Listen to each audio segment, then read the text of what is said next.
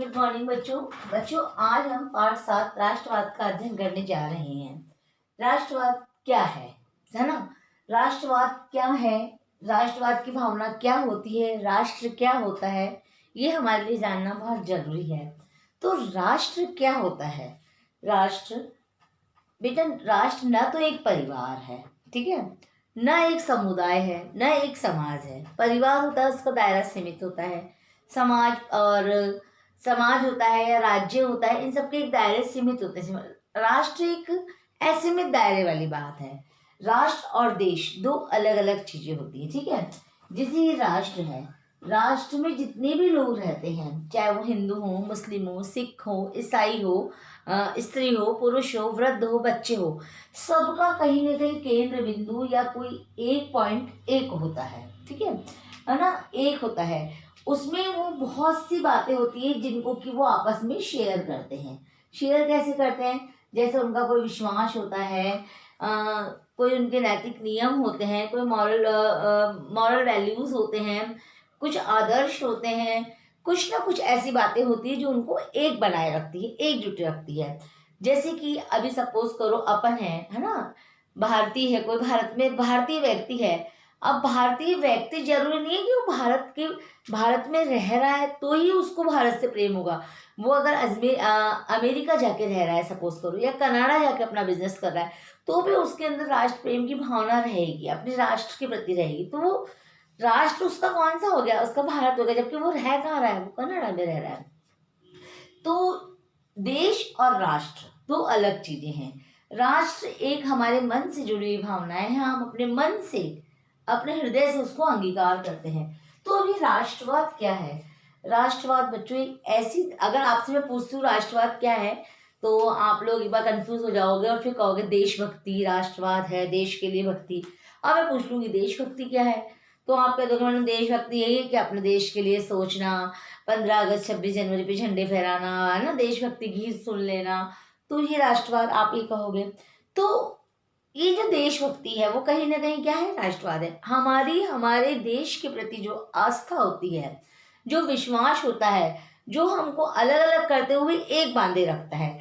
जैसे अभी हम राजस्थानी हैं, हम कहते हैं हम राजस्थानी है ना, पंजाबी किताब में पंजाबी, लेकिन जब हमारे संपूर्ण भारत देश की, भारत राष्ट्र की बात आ जाती है, तब हम क्या करते हैं? एक हो जाते हैं। वर्तमान में तो अभी इस पर प्रश्न चिन्ह लगा हुआ है, लेकिन फिर भी हम एक हो जाते हैं। हमारा मैच होता है, हमारी टीम, इसको एक टीम भावना से देख सकते हैं। हमारी जो टीम है, इंडियन टीम है, अलग अलग प्रांतों के उसमें प्लेयर्स होते हैं, लेकिन जब वो कहीं पे भी विदेशों में खेलने जाते हैं या कोई भी मैच करते हैं, तो उनमें एक टीम भावना होती है। ऐसी राष्ट्रवाद के अंदर क्या होता है? एक टीम भावना होती है ना। ये किसी एक विशेष टॉपिक को लेकर नहीं है, ये हमारी अंदरूनी आत्मा से निकलती है कि हम एक हैं, हमें एक रहना है, हमें अपने देश को आगे बढ़ाना है ना। हमारा देश उच्च स्तर पे रहे, जैसे सोने की चिड़िया कहलाता था, विश्व गुरु कहलाता था, हम पुनः उसको विश्व गुरु बनाना चाहते हैं क्या? अगर चाहते हैं तो ये हमारा क्या है? राष्ट्र प्रेम है। तो हमारे राष्ट्र के प्रति जो हमारा प्रेम होता है, हमारी जो आस्था होती है, हमारा जो विश्वास होता है, वही क्या है? हमारा राष्ट्रवाद है। तो इसको देश प्रेम से, देशभक्ति से भी जोड़ा जाता है। देखो बच्चों, राष्ट्रवाद का एक छोटा सा परिचय मैं आपको देती हूँ कि वह सिद्धांत जिसमें राष्ट्रीय हितों को सबसे अधिक महत्व दिया जाता है। राष्ट्रीय हित मतलब देश के हितों के लिए अपना सर्वस्व जिस पे न्यौछावर किया जा सकता है, वो क्या है? राष्ट्रीय हित है। तो हम सभी में तो मैं नहीं कह सकती हूँ, क्योंकि क्या पता आप में वो भावना है या नहीं है, लेकिन हमारे बहुत से आदर्श ऐसे रहे हुए हैं, जैसे शिवाजी थे, महाराणा प्रताप थे, स्वयं महात्मा गांधी थे, और भी बहुत से ऐसे लीडर्स हैं। वर्तमान में नरेंद्र मोदी जी हैं। तो मतलब वो क्या है? देश के लिए अपना सब कुछ त्याग रहे। और तो और जब हमारे राष्ट्रीय आंदोलन हुए थे, तो हमारे घर की जो महिलाएं थी, उन्होंने भी अपना सर्वस्व त्याग दिया था। सर्वस्व त्याग दिया मतलब अपने घर का जितना भी जेवर जायदाद था, वो किसके लिए दे दिया? देश के लिए दे दिया था। क्यों? क्योंकि देश को आवश्यकता थी। तो वह सिद्धांत जिसमें राष्ट्रीय हित, कि हम सबका हित, हमारे देश का या हमारे राष्ट्र का हित जिसमें है, उसको सबसे अधिक महत्व दिया जाता है, स्वयं के जीवन से भी अधिक। जैसे भी हमारे सैनिक हैं, है ना, सैनिक आप लोग सीमा पर देखते हैं, वो अपना सब कुछ त्याग कर हमारी सीमा पर हमारी रक्षा कर रहे हैं। अगर वो सैनिक नहीं हो, सोचो तो क्या हो, एक बार सोच के देखो कि क्या हो अगर सेना ना हो तो। हाँ, वो तपती रेत में होते हैं। अभी चूरू का और इन सब का तापमान कितना हो जाता है, राजस्थान में तापमान कितना हो जाता है, जैसलमेर वगैरह का। तपती रेत में भी ड्यूटी देते हैं, -डिग्री टेम्परेचर में डिग्री अपनी ड्यूटी देते हैं। तो क्यों देते हैं, वो किसके लिए देते हैं? क्या वो कुछ से और साधन से कमा नहीं सकते? नहीं, उनमें देश प्रेम की भावना है, उनमें राष्ट्रवाद की भावना है, इसलिए वो राष्ट्रवादी कहलाते हैं। अब हम सभी राष्ट्रवादी हैं, कहीं ना कहीं हम सब में अपने राष्ट्र के प्रति भावना है। अब बेटे ये जो आस्था होती है, ये क्या पॉजिटिव भी होती है और ये नेगेटिव भी होती है। कभी कभी जब ये अति बढ़ जाती है ना, जरूरत से ज्यादा बढ़ जाती है, तो क्या होती है, हमारे लिए घातक भी सिद्ध हो सकती है। घातक कैसे सिद्ध हो जाती है? जब हम अपने आप को साम्राज्यवादी भावना के से जोड़ देते हैं, है ना, अपने अपने को सर्वश्रेष्ठ मानकर किसी दूसरे को कुछ भी नहीं मानते हैं। देखो यहाँ मैंने एक बात लिखी हुई है, यह एक आस्था है जिससे वो स्वयं को मतलब हम सब स्वयं को इतिहास, जाति, भाषा और संस्कृति के आधार पर एक मानते हैं। हम सब एक हैं लेकिन हम सब श्रेष्ठ हैं, है ना, स्वयं को श्रेष्ठ मानते हैं और उसके लिए वो किसी भी हद तक जा सकते हैं। जैसे कि देखो, सबसे पहले राष्ट्रवादी भावना यूरोप के देशों में हुई थी। यूरोप में जब छोटे छोटे राज्यों के अंदर राष्ट्रवाद पनपा था, है ना, और उसके बाद इसकी नेगेटिव भावना क्या हुई थी? देखो, राष्ट्रवादी भावना के कारण जर्मनी का एकीकरण हुआ और इटली का एकीकरण हुआ। एकीकरण का क्या अर्थ होता है? एकीकरण का अर्थ होता है मिलकर एक हो जाना। अलग अलग जो होते हैं वो क्या होते हैं, मिलकर एक हो जाते हैं। इसी राष्ट्रवाद की भावना के कारण हम जब गुलाम रहे थे, मतलब, और उस गुलामी से हमने आज़ादी पाई, तो वो भी क्या थी, हमारी एक राष्ट्रवादी भावना थी। तो उस राष्ट्रवादी भावना के कारण हम आज क्या है, हम आज़ाद खड़े हैं। तो ये जो राष्ट्रवादी, लेकिन आप लोग देखो जर्मनी में जो हिटलर था उसके अंदर कट्टर राष्ट्रवादी भावना थी, है ना, वो अपनी जाति विशेष को श्रेष्ठ मानते हुए कर रहा था, तो उसका विनाश होना था। तो एक अति जब इसकी हो जाती है तो क्या होता है, ये विनाश का कारण भी बन जाती है। तो राष्ट्रवाद शब्द को आप अपने तरीके से, अपने लहजे से, अपने शब्दों से, अपनी भावनाओं से, सबसे बड़ी बात है अपनी भावनाओं से परिभाषित कर सकते हैं। ठीक है, अब बात आ जाती है राष्ट्र और राष्ट्रवाद। राष्ट्र मैंने अभी आपको बताया ही था। राष्ट्र और राष्ट्रवाद आखिर जुड़े किससे हैं, कैसे जुड़े हैं? ये देखो बेटा, साझी विश्वास से जुड़े हुए हैं कि सभी में एक सा साझा विश्वास होता है। तो जैसे मैंने भी आपको बताया, जो राष्ट्रीय आंदोलन था, भारत गुलाम था जिस समय, उस समय सभी का साझा विश्वास किसमें हो गया था, आज़ादी प्राप्त करने में, है ना, कि हमें कैसे भी साम दाम दंड भेद से क्या प्राप्त करनी है, आज़ादी प्राप्त करनी है। तो वो हमारा सबका क्या हो गया, साझा विश्वास हो गया। हमारा जो इतिहास है, भारत का इतिहास, भारत को विश्व गुरु माना जाता है। भारत को क्या माना जाता है बच्चों, विश्व गुरु माना जाता है। तो क्यों माना जाता है, कहाँ से हमें पता पड़ता है, हमारे इतिहास से पता पड़ता है। उस इतिहास को हम संजो के रखते हैं, उस इतिहास की हम इज्जत करते हैं, उस इतिहास पे हम घमंड करते हैं, उस इतिहास पर हम गर्व करते हैं, है ना। वो हमारे अभिलेखों में है, वो हमारे स्तंभ लेखों में है, वो हमारे भवनों में है, वो हमारी किताबों में है। तो जो हमारा इतिहास है वो भी इस राष्ट्रवाद को बढ़ावा देता है। हम इसको राष्ट्रवाद को बढ़ावा देने वाले तत्व भी बोल सकते हैं। एक है भूक्षेत्र। भूक्षेत्र से मतलब होता है कि अपने अपने जिस जगह पर हम रहते हैं उस जगह से हमारी स्वाभाविक भावनाएं जुड़ जाती है। अभी आप नॉर्मल देखो, आप लोग क्लास में होते हो ना, यहाँ तक कि आपको आपकी सीट से कितना लगाव हो जाता है। हम लोग आपको उठा के दूसरी सीट पे बैठाना चाहते हो तो आप कैसे, या तो रोने सोने हो जाते हो, या फिर बाद में जाके अपने पेरेंट्स को लेकर आ जाते हो, या फिर प्रिंसिपल मैम से कहलवाते हो कि नहीं मैम हमको उसी जगह पे बैठना है। तो ये क्या है, ये आपको आपकी जगह से लगाव है। ऐसे एक भू क्षेत्र विशेष से भी इंसान को लगाव हो जाता है। तो वो भावना भी क्या होता है, राष्ट्रवाद को बढ़ावा देती है। एक है साझे राजनीतिक आदर्श। बेटा, राष्ट्रवाद के अंतर्गत जो राजनीतिक आदर्श होते हैं वो क्या होते हैं, सबके साझे। साझे का क्या मीन्स होता है, साझे का मीन्स होता है एक हो जाना, सब मिलकर एक करते हैं, वो चीज क्या होती है, साझा कहलाती है। तो जब किसी क्षेत्र विशेष की सारी आकांक्षाएं, सारी इच्छाएं, सारा उद्देश्य, सारा लक्ष्य जब एक से राजनीतिक हो जाता है, एक से राजनीतिक आदर्श जब हो जाते हैं, तो वो मिलकर किसको बढ़ावा देते हैं? राष्ट्र के राष्ट्रवाद को बढ़ावा देते हैं। जैसे भारत में देखो आप, भारत में साझा राजनीतिक आदर्श क्या है? लोकतंत्र, है ना। लोकतंत्र हमारा आदर्श ही है, हमारा संविधान हमारा आदर्श है। तो उसके प्रति जो हमारी भावनाएं हैं, उसके प्रति जो हमारा निष्ठा है, वो सब मिलकर क्या हो जाता है? एक लोकतांत्रिक आदर्श हमने अपना रखा है।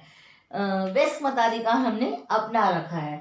अब हो जाता है साझी सांस्कृतिक पहचान। तो बेटा साझी सांस्कृतिक पहचान का अर्थ क्या होता है? साझी सांस्कृतिक पहचान का अर्थ होता है कि कुछ बातें ऐसी होती है कि हम सभी मिलकर मनाना चाहते हैं। जैसे सपोज करो त्योहार है, कोई त्योहार है, वो हम सब मिलकर मनाना चाहते हैं। कोई पर्व है, कोई उत्सव है, कोई बात है, तो हम जैसे 26 जनवरी है, 15 अगस्त है, इनके प्रति हमारी साझी सांस्कृतिक पहचान हो जाती है ना। 26 जनवरी देखो परेड निकलती है, तो हर राज्य की वहाँ झांकी आती है, तो वहाँ की सांस्कृतिक पहचान हो जाती है। जब हम साथ रहते हैं तो एक दूसरे की कल्चर को, एक दूसरे के रीति रिवाजों को, इन सबको समझते हैं तो उनसे हमें लगाव जुड़ाव हो जाता है, और वही हमारी एक सांस्कृतिक पहचान हो जाती है। तो ये जो पांचों पॉइंट है, ये किस चीज में बढ़ावा देते हैं? राष्ट्रवाद को भी बढ़ावा देते हैं, है ना। साझा विश्वास, इतिहास, भूक्षेत्र, और साझी राजनीतिक आदर्श, और साझी राजनीतिक पहचान। तो हमको कुल मिला के इसमें हमने क्या चीज सीखी है? इसके अंदर हमने सीखा है राष्ट्र क्या होता है, राष्ट्रवाद क्या होता है, और राष्ट्रवाद को किन चीजों से बल मिलता है ना।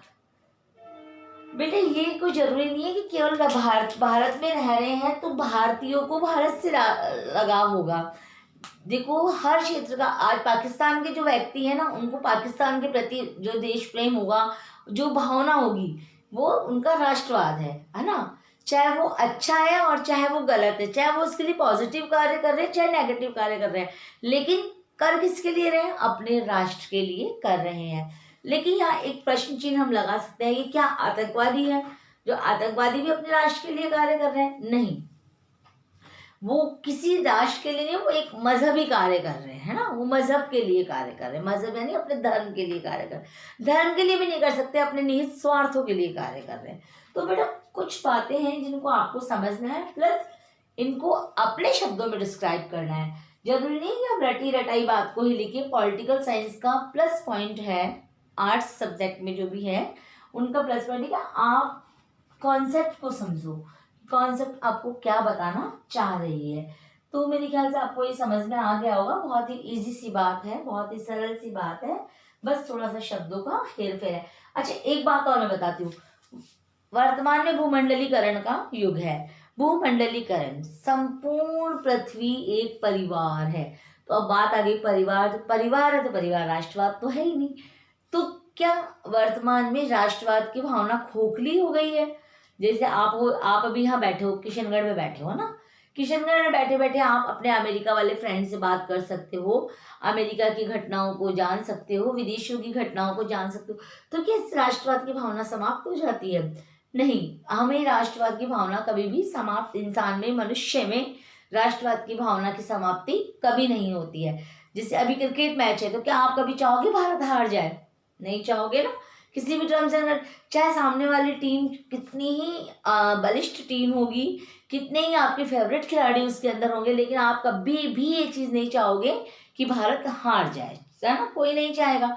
तो ये भावना भी क्या है? ये भावना भी हमारी राष्ट्रवादी भावना ही कहलाती है। हमारे राष्ट्र के प्रति हमारी जो आस्था है वही कहलाती है।